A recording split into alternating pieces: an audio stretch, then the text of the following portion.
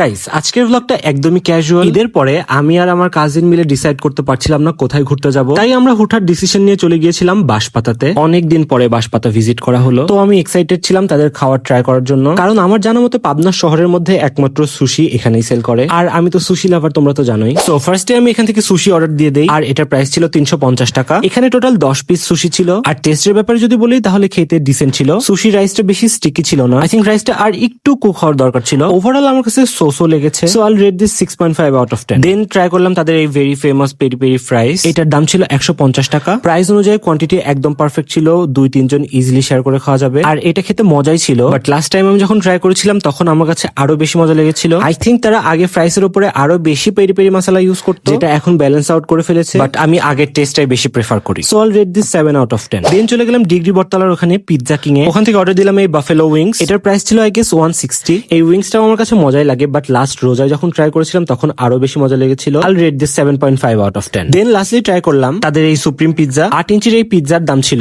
মাত্র 260 টাকা। আর তাদের পিৎজা নিয়ে আমার নতুন করে কিছুই বলার নাই। থিন ক্রাস্ট, ফ্লেভারফুল, সবকিছু মিলিয়ে একদম পারফেক্ট। বাজেট অনুযায়ী আইল rate this 8.5 out of 10. So yeah, this was it for today's video. Hope you guys liked it and thanks for watching. Bye.